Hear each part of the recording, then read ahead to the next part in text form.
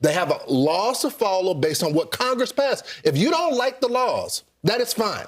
But tell your elected officials to change the laws on the books. I just love these celebrities who say everybody's illegal on stolen land. If you don't like the land in our history 250 years later, you're free to leave. Yeah. If you feel as though you're being brought up on stolen land, as ill-educated as you are, then you should actually go somewhere where you feel as though the land belongs. I don't know, Finland? I'm sure you can go back and find someone indigenous to Finland or Norway. If you go through Europe, do you know anything about world history? Do you think the Germans were just born in Germany? That's the way it all started? Yeah. People don't migrate, people don't change, people don't travel, Vikings don't move, Columbus doesn't explore. I'm sorry, what planet are you on? And then people cheer in response. But once again, the Grammy says we're empowered by ignorance. I just think that for a majority of Americans, they look at these celebrities who are walking a red carpet, wearing ball gowns and tuxedos, and all of them have an ice out pin on their lapel. And they are making speeches and getting uproarious applause from literally everybody in the crowd. And they are trying to be viewed as somebody who is brave. Mm-hmm. That is not bravery. That is the picture of conformity. And for many Americans, you look at that, and like Bill Maher says, it is an eye roll because it is a much more complex issue than what they are saying to people who universally agree with them. As expected, Fox News host and contributors were not happy with the anti-ICE advocacy from some of the world's most famous celebrities at the recent Grammy Awards. Standing ovation for ICE out. I'm going to sit down. I'm going to sit down. You should all be ashamed of yourselves. We love America. I love our law enforcement. Protesting. Our voices really do matter, and people matter, and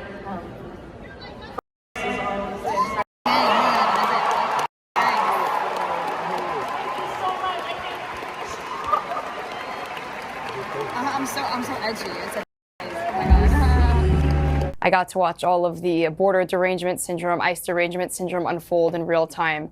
The politics aside, it was incredible, but you know, it's all performative. Will, it's all performative and theatrical. You cannot believe a word that they're saying. All of these celebrities love to preach, dismantle the very systems that they depend on. They endorse socialist, communist politicians, but they're all capitalists. I mean, you just can't take them seriously. And the fake standing ovation, I want to tell the viewers one thing, it is all fake. All of this stolen land and guarded castles. From there, they criticize and villainize who? Average Americans who work for law enforcement, average Americans who work at ICE. Do they not deserve the same humanity? You see, from these gilded castles, they accuse ICE agents of white supremacy and killing Alex Preddy. Those two agents, by the way, it turns out, are Latino.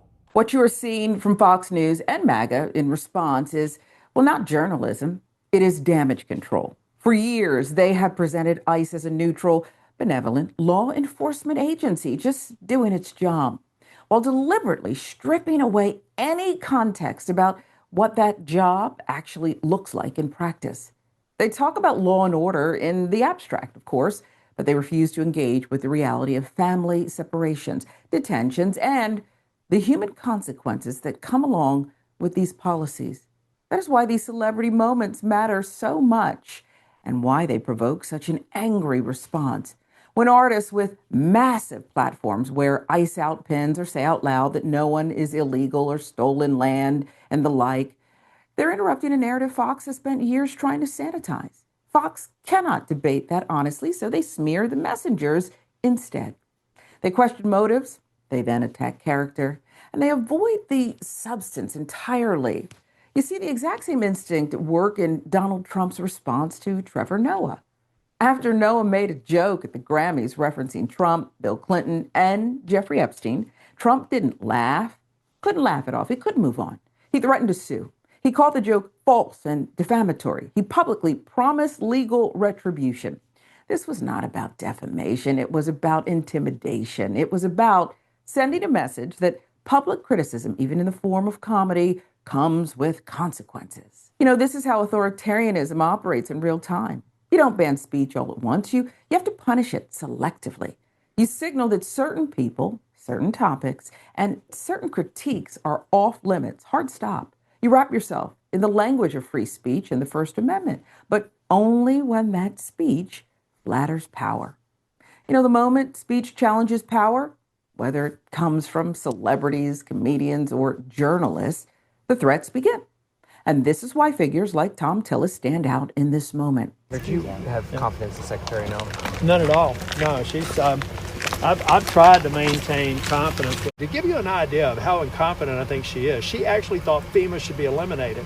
And when she had a FEMA director said he didn't think that was a good idea, she fired him within 24 hours. Now she understands that that is an important part of her job.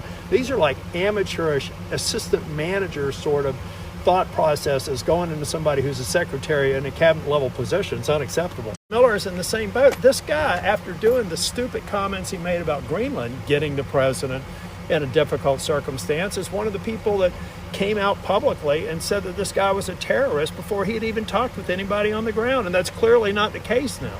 So, I mean, it's just, Stephen Miller never fails to live up to my expectations of incompetence. We should own the issue of border security and immigration, but they have destroyed that for Republicans. Something that got the president elected, they have destroyed it through their incompetence. They're discrediting what I consider to be a very well-organized operation in ICE, but they're discrediting even these officers. They're going to make their job more difficult and more dangerous with this incompetence that I'm seeing out of Noam and out of Stephen Miller. The president called you a loser, I believe. I am thrilled about that. That makes me qualified to be Homeland Security Secretary and Senior Advisor to the President. He is still a Trump supporter, but he's not running for re-election. And that matters a lot. It shows you just how much of the Republican Party is held together, not by principle, but by fear.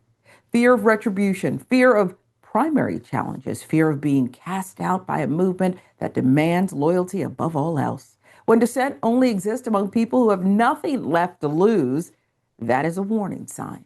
When celebrities are smeared for speaking out and comedians are threatened with lawsuits for telling jokes and media outlets normalize all of it, well, you're not looking at a healthy democracy, of course. You're looking at a system that relies on silence to survive and punishes anyone who refuses to provide that. Hello, everybody. David Schuster here. Thanks for watching. If you found this reporting and commentary valuable, do us a favor and tap the like button. For more content like this, hit the subscribe button and ring the bell. That way you'll be notified on your YouTube homepage when we drop a new video. If you are tired of corporate spin and want honest, people-focused news, click the join button below and be part of the fight for a better future. We wouldn't be here without your support. Stay informed, stay engaged, and thanks again for joining us.